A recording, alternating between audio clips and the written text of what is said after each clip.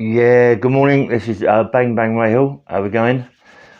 Just come back from a little walk and it was nice out there. It's beautiful, beautiful day. Yeah, I'm going to my mate Terry's later. Just have a little swim over there, a little train, and take the dogs out for a little walk. Yeah, about what 4 mile each, about 8 mile.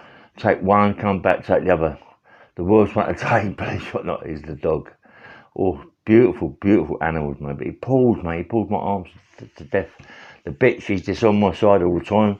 As I told you, like with dogs, they stick to your legs, yeah? And when I try to run down the hill sometimes, she sticks to my legs and she gets me in a little bit of trouble. Anyway, it's ain't about me dogs, it's ain't about me walking. This is about Jimmy Tippet, young Jimmy, and the old man, and a few people like Cliff Fields and people like that, yeah? Anyway, I was talking to Jimmy the other day, not talking to him, we were texting each other. He wants to meet me for me to talk about his dad. I've got a big stories about his old dad. His dad was a hard man, Jimmy Tippett Senior. You know, big, hard man, mate. He's the thing that he could do, he could bang and have respects from Eddie Richardson and Terry Coombs, Terry Sharp, all them sort of gangsters over that side of South East London, Deptford, Catford. Billy Blundell and all that lot, Billy Blundells and the Blundels and the Haywards and all that lot. They all know Jimmy very, very well, and they all know he was a right hard man. Yeah, Jimmy could have it. He wasn't frightened of no man, and I've seen it. I've seen it with my own eyes. If the guy like had the ump with you, he was just like bang. If he left hook or right hook, mate, you was in a lot of trouble. You'd go. I mean, Jimmy, what, 13 stone, 13 and a half stone? But he could bang, mate. I mean, really, it's a shame, really, that he never got into this unlicensed fighting with me. But obviously, he was a bit older than me, and he used to train. You know what I mean? He used to train me on the bag, show me the bag and all that, and the pads. I mean, he was good on the bag, mate. He was very good. And when I held the pads for him, what? He used to whack my hands, mate. He could hit. You know what I mean? And a couple of times we've done a bit of sparring with the old man. And he's showed me a few tricks, and he's hit me a few times in the chin, and he's hurt me. He can hit, Jim. I said, steady, but sparring, you know what I mean? Just steady, Jim. Don't be knocking me out, you know what I mean? He was like learning me a lot, but I mean, no, I never hit him back. He was just learning to parry it, move it, bob and weave, and go under the punches, and we used to use the rope and bits and pieces like that, yeah?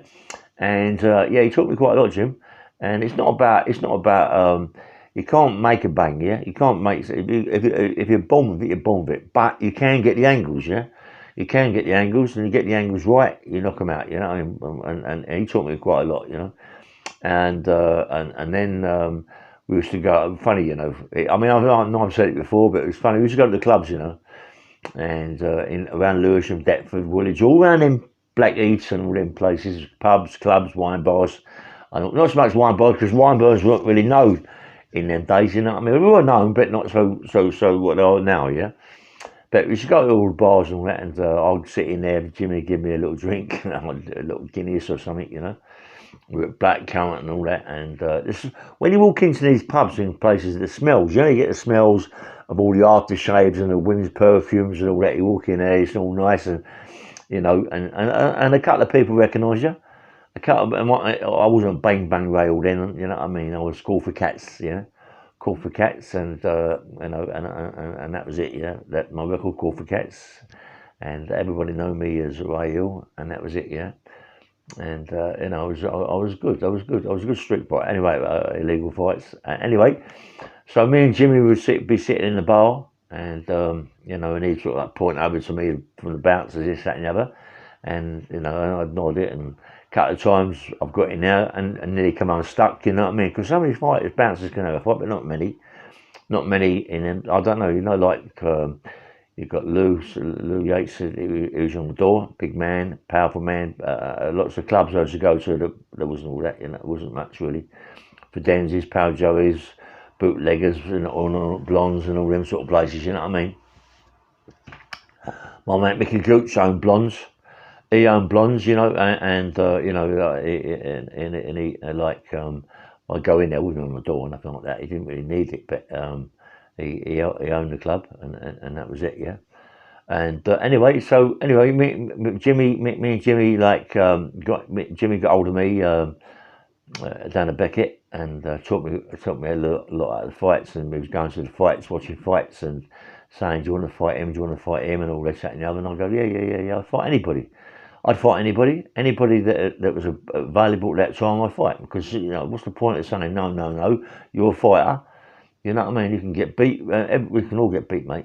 We can all get beat. It's not a bad thing to get beat. Sometimes it teaches you a lesson. You know what I mean? People go, yeah, I know you got beat. Listen, we all get beat, mate. We all get beat, and it's sometimes it's not even a better man that does it. Sometimes it's the opponents that comes. You're heavyweights. You're big, powerful people. You get on the chin by another heavyweight. It's 9 times out of 10 going to go over, but it isn't all that about being knocked out. You can get up and fight on them and win the fight. But when I we met Cliff Fields. Me and Cliff was close. I told you we was close in prison anyway. We was very close in prison. I still met Cliff in 79. I don't think could have been 79, because it was my YP when I got made up for my YP. Me and a Scotch guy. Forget the Scotch guy's name. What would that been? I don't know. It'd been about 65, 65, 66, 67, about 69. 69, that about there, that I got made up, and I went to the Scrubs, and went to Sea Wing, and and that's where I met Cliff Fields. I was at the dinner queue, and he come behind me. I thought, fuck me, hold up, it's going to rain in a minute. It was Cliff behind me, and I take that the same. He's a big guy, Cliff. I like Cliff. Got to talk to him. I heard a lot about him in my YP and this, that, and the other. Cliff Fields, it wasn't fantastic, but I think he won the Southern Area title, the Southern Area champion, heavyweight champion. Cliff, he can bang, and he kept going forward all the time, and we become pals. I've done a little bit of spar with Cliff. We had a few rounds. I think it was the Catchwick to Streatham, and it was a draw. Come on, me and Cliff go back a long, long way. He can bang, he's a good banger, Cliff, and he kept coming forward. You could hit him as much as you like, and he kept coming forward. You know what I mean? So that's how he beat Lenny. All the counts, he really, really based up Lenny. You know what I mean? Chucked him out of the ring and everything. So I don't know how true it is, but I think it's what I've been told is the truth. You know what I mean? And he beat Lenny. He beat Lenny easy all the counts. I don't know about War. I don't know if he fought War, sure. But good fight, Cliff. I like Cliff. That's why I didn't hold on with you, Lou Yates, saying that Cliff Field put his head down when he walked in. He wouldn't do that, Cliff. That's the only thing that really upset me. Cliff was a proper man, proper fighter. He wouldn't say no to no one. He'd fight anybody in the street or in the ring. He wasn't afraid, mate. He was one of them people that loved to fight, yeah. And as I say, he worked with us for quite a long time. Anyway, the old man. I'll talk about the old man, really. Me and the old man met at the Beckett, and then we started talking. He came back to my house. I was with a girl called Christine. I lived in a place called Brookbank Road in Lewisham, Hilly Fields, in the front of Hilly Fields. And we was talking about fighting, and he said, "Do you want to start fighting?" I said, "Yes, mate. Of course I do." You know what I mean? He said, "I'll tell you what to do." Later on, I'd come down, there's a pub down the bottom of the road. I bought 2 ways, forget the name of the pub. Come in there and we'd have a chat. And I said to him, "Look, I've already been down there. I did come down there before. I remember seeing you in there before. I think I'll see you in there before. Eddie Richards in there. There was Terry Coombs, Terry Sharp, off Billy Haword. There was all in there having a drink, a late afternoon drink behind ours. I said, no, I walked in there and I didn't introduce myself to them. I was only a kid. But I see Eddie. Eddie was a man, a proper man's man. Eddie was he was a big, powerful man then. As you get older, you lose weight. He's still the same. He's still a very, very, very dangerous man. He hasn't got through nothing. He's just a man that don't say too much, and you respect that. You know that he can say certain things and you're in trouble. You know what I mean? It's the same as the company I work with. They ain't got to say too much, mate, but you're in trouble. Anyway, sorry about that. And Eddie, a good man, mate. And Billy Haword. I mean, I was away with Bill, same time as what you call it, Billy Blundell. They were both in Mason together. Bill and Billy Haword, both Billy Haword and Billy Blundell, both in didn't talk much. I suppose a bit of a loggerhead there. You know, Billy Haword had clubs, had Cheeks, the club Cheeks, and a pub called the Ark and Erin. And I was talking to, as I say yesterday before yesterday, I was talking to my old mucker Kevin Paddock. He's keeps saying to me like, he's doing a driving thing, yeah, driving someone around. He's now 22 stone, mate. 22 stone. I think when he boxed me, he was about 13 and a half stone. Good fighter, Sid. He ain't got that. He's a good fighter, mate. I like Sid. And as I say, Sid, I don't know if I'm going to ask Sid if he fought Cliff Fields. I'm not quite sure.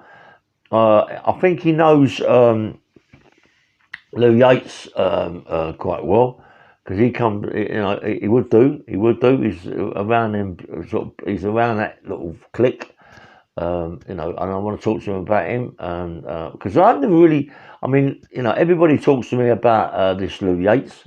Listen, I ain't got him in the brains like Mickey Fio, but Lou. I mean, I like you, Lou, and I respect him for what he is, coming up and knocked down and fighting in all the clubs and this, that, and the other, and being on the door. It ain't easy, mate, being on the door in London, because you've got, as you say, you meet all the gangsters. And I was told that he had a fight with Billy Blundell, and Billy Blundell done him with a glass. But you know, someone on my Woody, my mate Woody on YouTube. Not my mate, but he's always doing the comments. He told me that Billy Blundell done Lou Yates with a glass, you know, and you know, I can believe that, you know, because that's Bill. You know, Bill can have it. Bill's the same as Bill. Billy Blundell was the exact same size as Lou. Maybe Lou is a little bit maybe bigger. I don't know. Billy Blundell was a big man, mate. Powerful little guy, like Lou, but fucking powerful, mate. I mean, when I was in Mason Prison, and we used to go in the gym and do a bit of sparring in there, Billy Blundell could fucking hurt you, mate. He was very good bobbing and weaving. He had to, because he was so tiny. Bobbing and weaving, in and out, and bang, bang, bang, come back, bobbing, bang, bang, bang. He was very good at that. He was excellent at it, you know what I mean? Really good. Learnt me a lot. He learnt me a lot as well. You know, he throwing punches over his head, bang over the top, hit you, he left hook, right hook, and he was brilliant at it. You know, and I mean, come on, he was like just very, very good at boxing. You know, and he can overwhelm. You know, he ain't no fucking idiot. You know, he could overfight Bill.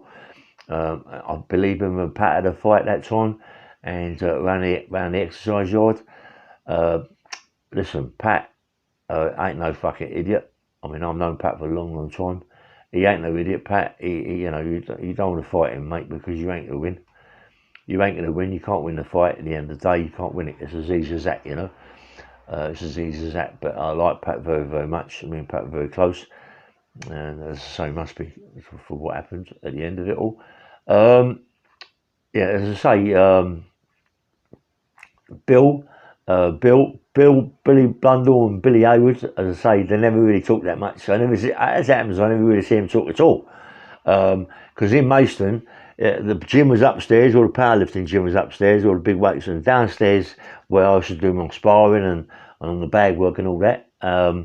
You know, like the bit Bill, Harry used to go in the gym, do a little bit. Harry Haword, he weren't very strong. I've got to say, he weren't very strong, but he was quite fit, Harry. Yeah, Harry Haword, he was quite fit, mate. Billy Haword, sorry, not Harry, Bill. He was quite fit. He was quite a fit man. I used to knock about a guy called Ricky Curley. Ricky Curley, very, very respected man. Very, very respected man. Very, very hard man. Me and him used to spar around or give a muck about all the time. He used to hit on the shoulder and hurt my fucking shoulder, mate. He used to bang my shoulder and bruise my shoulder so much. And I'm still getting pain. I'm still getting pain in my right shoulder. On my life, I'm still getting pain in my right shoulder. My left shoulder's bruised to fuck. I mean, good fight, Ricky. Very, very fit. Good abs. He had very strong abs for a soldier. I think he done 2,000 sit-ups in an hour, or 1,000 sit-ups in an hour. I was doing the push-ups. I think I've done 1,000 press-ups in an hour, something like that. But I know it's a charity. We weren't doing 1,000 straight off. We was doing like 20s, 30s, 50s, and all that, you know. But it might be two, but I don't know. It was a lot. It's a page in a Mason Gazette. I'm going to try and get it. I'm put that on my podcast. It'd be good, you know. I mean, that'd be also be good, and because we've done the half marathon, you know, and it was like it was hard, you know what I mean? It was hard. You know, it wasn't Ricky Curley was like, stay with me, Rick, and he just took off, yeah. He had trainers on, I had big army boots and running around there, big boots on, yeah. But I've done it. I was going around, hey, you know, I got down, you know, I couldn't breathe. Not couldn't breathe, I could breathe all right. I was very fit in Mason Prison. Very, very fit. Good people in Mason, mate. You know, I mean, you know, yeah, good people, mate. Good people. And I mean, there's so many names that was in there, mate. It was unbelievable.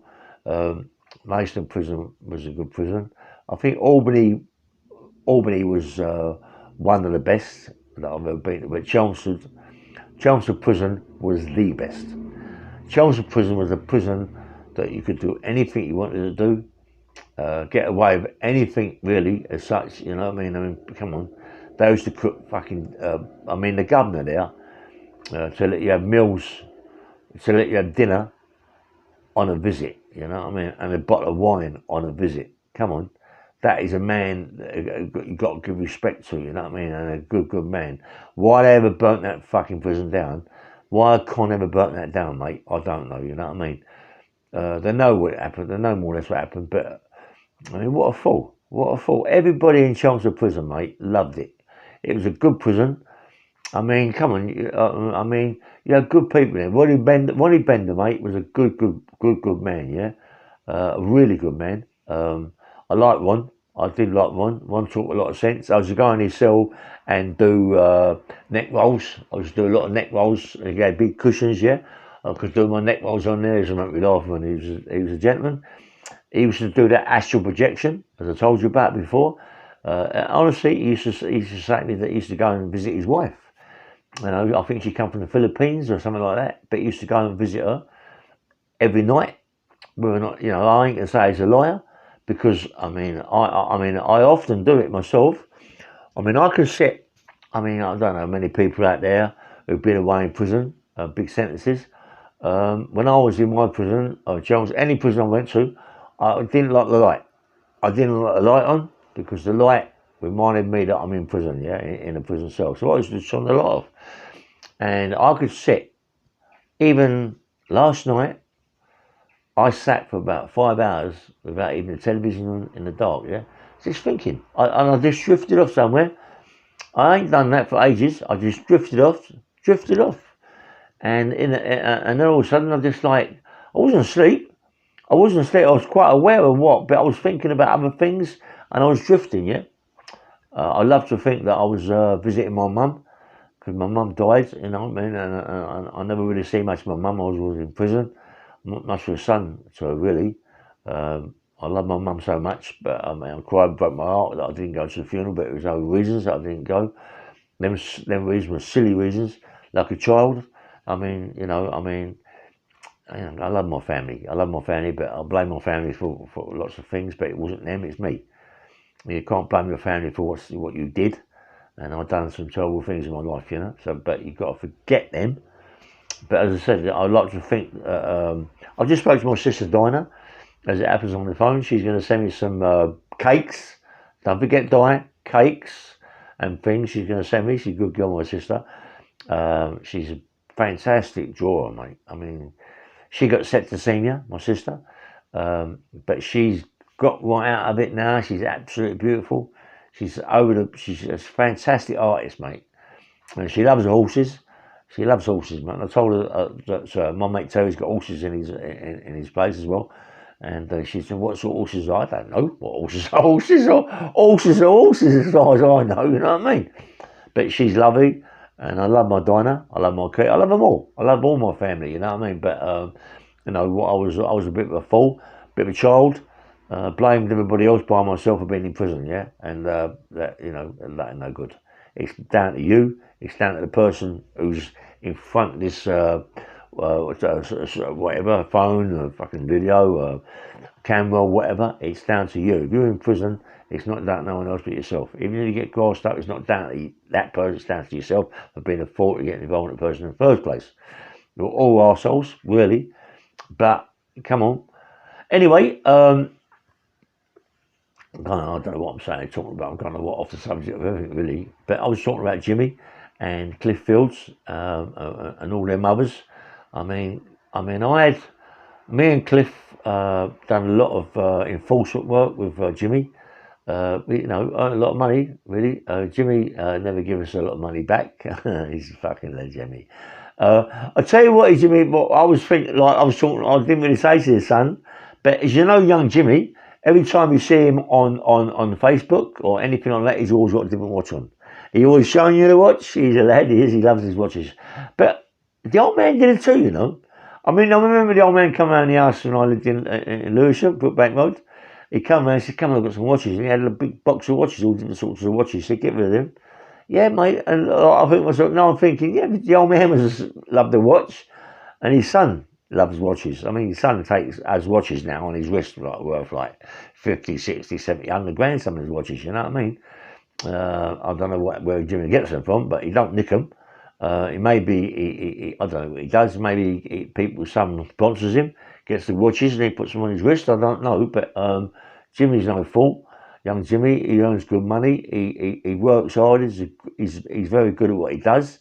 He sometimes gets himself in a bit of trouble, gets put away, but don't we all? He don't blame no one else. He don't blame no one else but himself, which I respect him for that, yeah? He knocks around with a couple of nice fellas. Paul, my mate Paul, good fighter, mate. He's a very good fighter, Paul. A good body, good physique, always trains on the roof, doesn't do nothing else, doesn't do no villainy, just works hard and he gets on. Jimmy don't do no villainy as such. All Jimmy does is gets his young girls. He's a good looking guy, he's got good personality, he writes books. I'm going to write a book, but I don't think I'll be able to do what you do, Jim. I don't think I'll be able to get all these young girls like you do. I love to, fucking hell, you know what I mean? But I can't. He's my mate, Jim. I love him. I am going to do a podcast with young Jimmy. And even do a podcast with Paul, with Jimmy together. It'd be very, very good. That would be good, you know what I mean? Because they can tell some stories. Jimmy's been all around England. I don't know about prisons, but he's been all around England. Yeah, I don't know about he's been in prisons all around. I don't know, but we go back a long way. His dad didn't really talk too much about him. I suppose his dad kept him out of all that sort of business. What the old man was in. The old man don't want that for your son, do you? But young Jimmy's took it over in a way. It can never be like his dad. I mean, that's a different kettle of fish. His dad's a legend. His dad's a legend. Young Jimmy's got to be a legend one day, but the old man's a proper legend. You know what I mean? The old man could, any man, he'd fight any man. I don't know about, some people said, how would he get on with Lenny? I can't really say because Jimmy was a lot older than Lenny. But, I was inspired with Lenny all the time, but I didn't think Lenny was that good for me, honestly.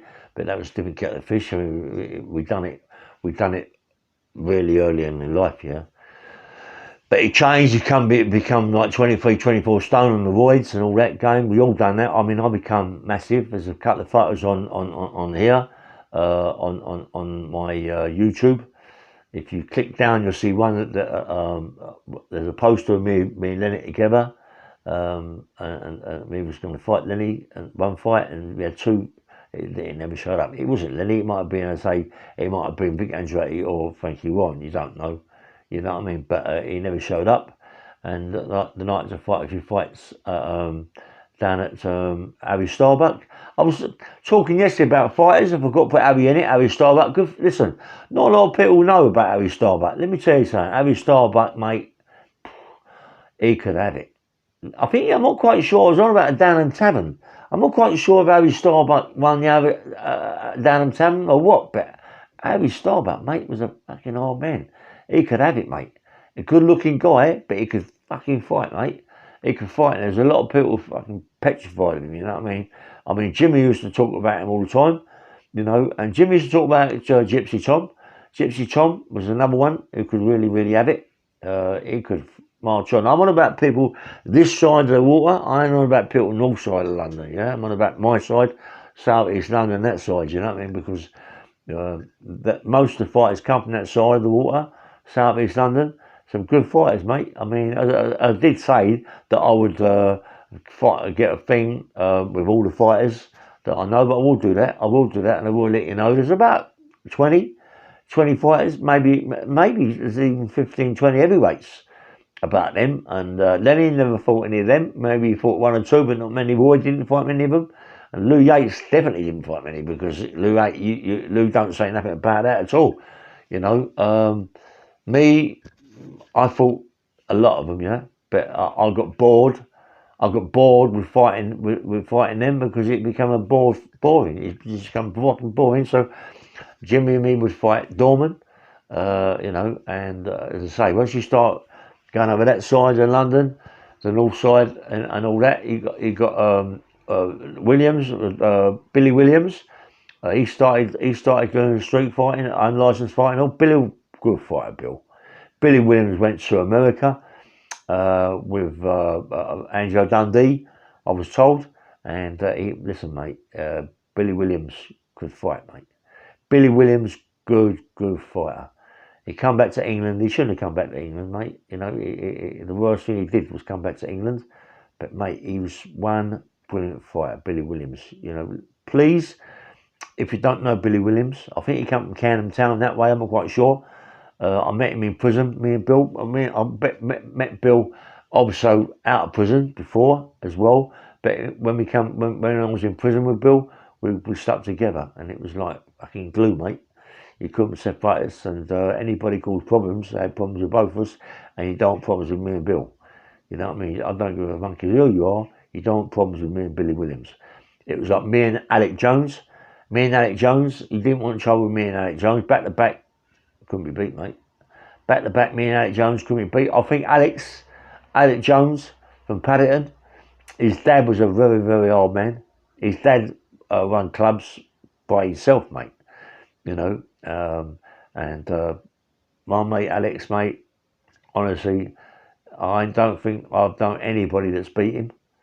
You know, he could fucking march on, Alex. You know what I mean? Everyone went to turn pro, but as I say, he had a few domestic problems and bits and pieces like that, and he didn't turn pro.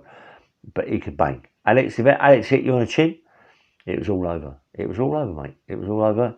He was a good amateur. I'm not quite sure what club he was boxed for, but it was a good amateur. Everybody wanted him on the professional circuits, but I say he had a problem. But he could have beat any fighter. I'm telling you, in that unlicensed fighting, he could have beat anybody. I'm telling you, anybody. I mean, even Cliff Fields, I think he'd have beat. Alex Jones was a good fighter, mate. I sparred with Alex a few times. Fucking hell. I was only too lucky to get out of the ring, you know what I mean? Oh, fuck that. Yeah, very good. There was another one over that manner, Fred Rondell. As I told you about Freddie Rondell, he got involved in the spaghetti siege. I don't know if anybody remembers that. Freddie Rondell, he won the gold medal in the Olympics for Russia. He should talk to him. That's how he should talk. And he used to eat Swedes, raw Swede, raw cabbage, anything raw vegetables. He used to eat raw. And he had ice creams, stalls and veg stalls over Queensway. And believe me, mate, no one ever could take them. That's what I'm saying about the craze going down to Queensway and taking over, mate. Listen, they couldn't do that.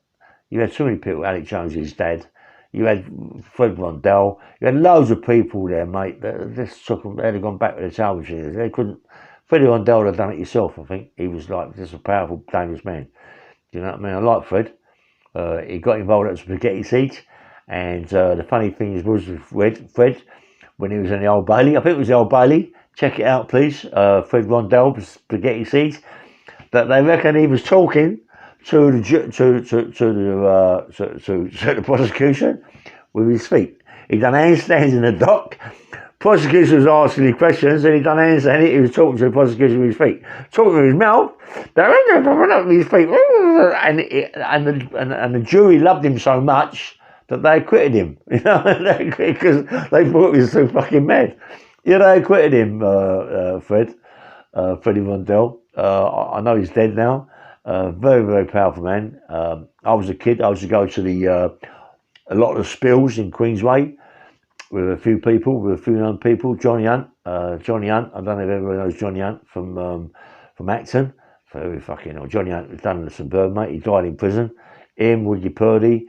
There's a few fighters that come from Acton, as I was talking about a long time ago. But Johnny Hunt could march on. He was one of Freddie Blundell's mates. But he didn't fuck about Freddie Blundell, mate. Believe me, he didn't fuck about. Anyway, that was that. Go back to Cliff Fields. I mean, Cliff.